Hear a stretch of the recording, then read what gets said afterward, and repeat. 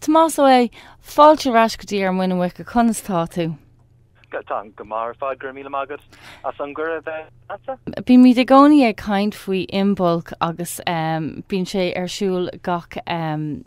mí fearra ach an uair seo tá sé ag dul ar siúl san picnic electránach san Puball na Gaeilge. An bhfuil mé sin ceart? Yeah, tá an ceart go. Da bhí sé gceiste goin an chógáil a bheith a gin níos luchas a bblion mar dúir tú mí fearra míonn sé ar siúl go handúil. Ach da bhí leanamh nua ag teachtar an saoil a gomsa agus ag ma bhain céile ach go háthe is dócha ag an am sin agus buic go dtí rugach ar na níon róisín ar an taanú lá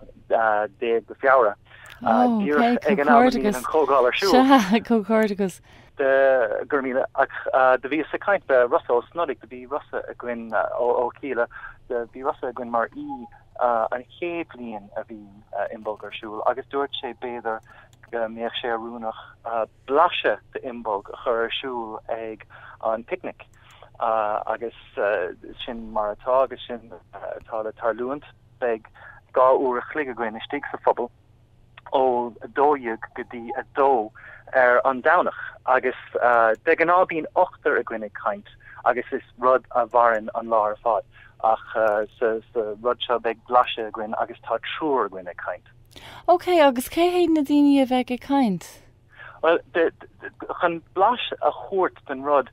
de gan ábín gach éonáis ábhar a gwyn technolíocht ólíocht felsúnacht gach éon rud so de fiochamar trúr chun kind of onadíocht a dhéanamh ar na hábhar sin. So tá cuasaí ólíochta a gwyn tá duine dar benam James Keaveney agus is ólí é hagan ó CERN an gus an is de déach mé suas an tanmanúh is é an timhúlt thór mór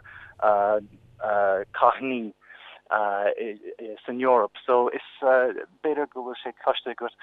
kind of fáinne mór faoin talamh agus current siad cahníní timppel agus ar luas anna ard bulan siad na cahníní le chéile agus is féidir lo féchant ar na smiderini a hagan amach astu chun teorcí ó Albert Marialler an Down agus Marialler an Grinne agus Marialler an Visic generalta. So tá sé sin anna gníomhach san rud sin agus beag sé sin teacht chun chaint Marialler. An sin feag sé sin sa múl.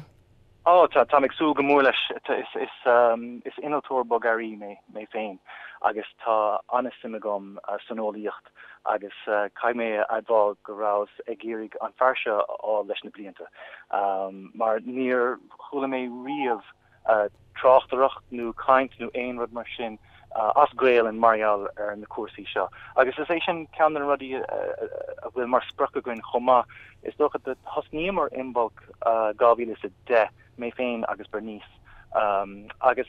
de bhí sé mar chóir a gin de bhí a lá cógálacha am an sin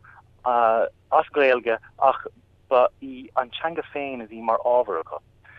nu cuasaí tangolíochta nu conas a féidir antanga Albert agus a Sprague agus tá anna himime san ábhar sin agus bíam se féin gafa leis an ábhar sin ach ag an am céan de ceapamar beidir go raibh barna ann agus gur féidir linn cógáil nu kaintena a chuirsúil asgréilen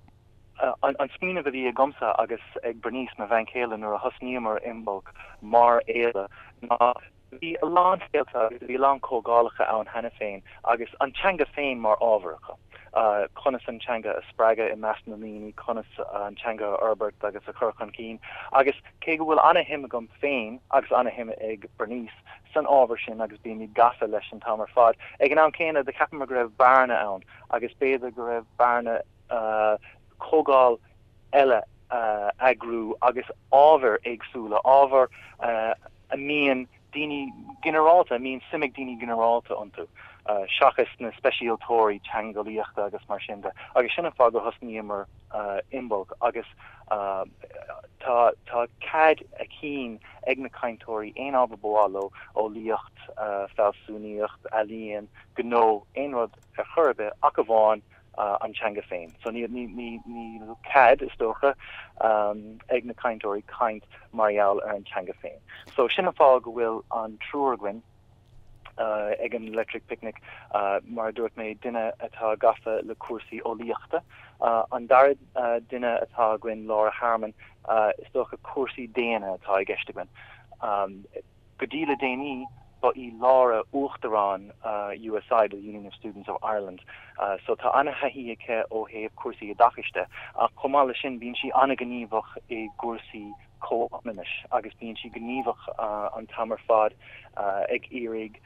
carta na Meán, carta na Mionlach a churchan cín agus bhí si gníomhach sa referen chomá le déanaí cóananas pósta. So beag a lán le rá cé marialar na rudí sin cadatá buinte machagin ach fós cadatá le déanamh mar tamórán le déanamh chomá. An tríú duine tá gin Donald McSheehick tá is léach persanta dom é Donald caithfidh mé adháil is as crocagríine é. Agus is cuasaí nabhhéalta ar fad a bhíon arsúil ag Donald de an ná fear mór na farige é agus gá bhbliain ó hin de rinne sé omrah a rinne istócha ahris ar omrah bhréanan ó éan go dtí an íosna agus de chuig sé mád beag go scéil ó éan go dtí an íosna agus de scríd sé leabhar úntach omrah bhréanan marialar agus scríonn sé ó héad cuasaí marialar cuasaí spiridálteachta na mothúcháin a bhíon aige. Tá sé nabhhéalta ar fad is dríocht amachchas amachatá ann. Faoi láthair tá achtra eile arsúlaige tá sé ag dul i mád beag le crú beag a néomhóg ó éan go dtí de Compostela de Santiago sa Spáin. Right. So it's kind of trus a bhíoch arsúil ag a lándaoine fadó agus dúirt sé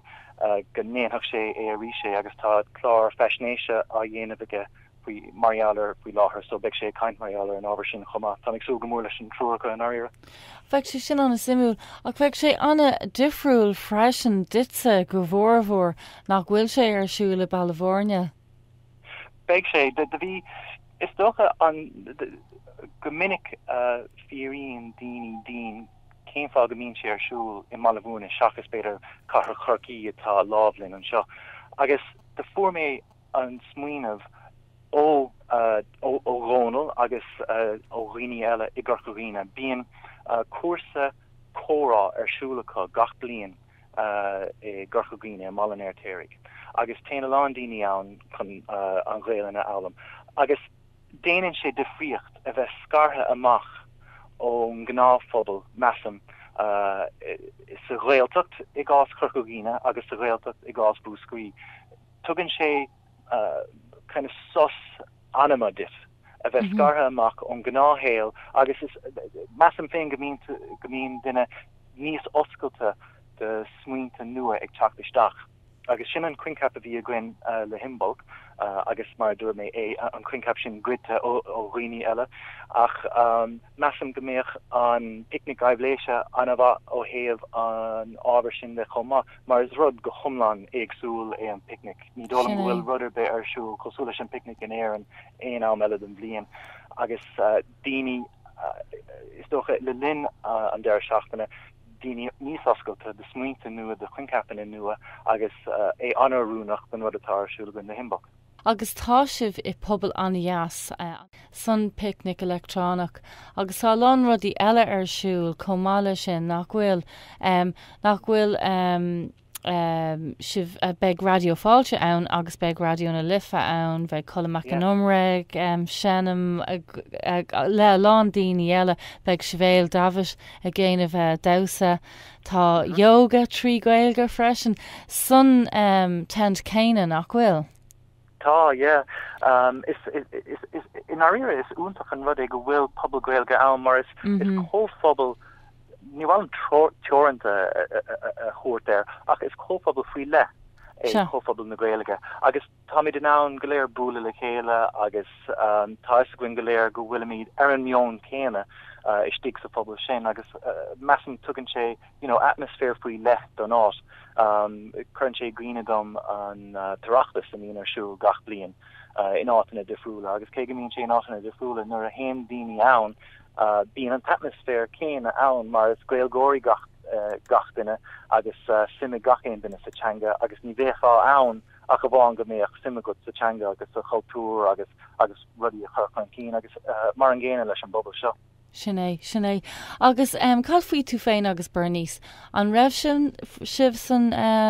picnic electránach hana? Caig mé adháin nach rá an riamh tá ag sú go mór leis tá cehar cluine a gin agus tá burt éasta golóir dulgadí an picnic so beg an burt sinne a gwine agus beidir iad istig sa phobal ag féchant na hína agus ag féint ar mabi agus daddy agus úna an downer hu gohfuil siad istig ag gobar san ag sú go mór le sin no tá Jack rodí amachchas amach trust tá sé deir seach an iontacht ar fad so an bhfuil sib chundul síos a ggur an deir seach an goléirnú just an downa tá mí de anachánna agus be mí tógáil na berta ó amach chun scoil ar an ine na habaréis sin le héanana ach so be mí ag dul gan ine fád agus an sin gotí an danach ach tá mí goléir a bhís ag sú go mór leis agus gan da ag sú le Imbolc ach is rud mór é dúin go bhfuil Imbolc nadathe ní haháin istig a rud níos mó ach istig sa Puball Gaeilge chumá. Ítach agus ceistamán eile céim bhaint a bhfuil ag rusa ó snodig inis nach bhfuil bhaint níos mó chu leis Imbolc agus le tú féin agus Bernice. Well is dócha an tlí is fearr chun chuirsíomh sa dhéanamh ar ná is cara mór de Imbolc é rusa. De bhí sé a gcuin mar sa chéad blian agus a sin amach bíonn sé I deagháil linn le smuointe agus le multi ó héad íanada agus mar sin de so níl buint if a gúil na rud mar sin a cosú leis na híine a bhí grin thar na blianta bí mí deagháil lo just chan amach an níon rudí an gur féidir na íana ní sfear nó multi ó héad íanada nó mar sin de agus is rusa a bhulún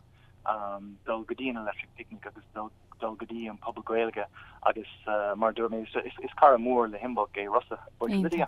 Ítach. Well bheith si bhar siúil ag 2:00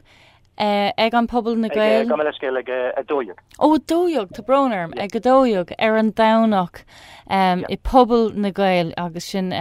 gur míle mágad chun caintlen inniuh agus gan dat bheith mé síos ar an danach a gur an Imbolc speisialta. Go húnta gur míle mágad Aoife. Gur mágad Tomás.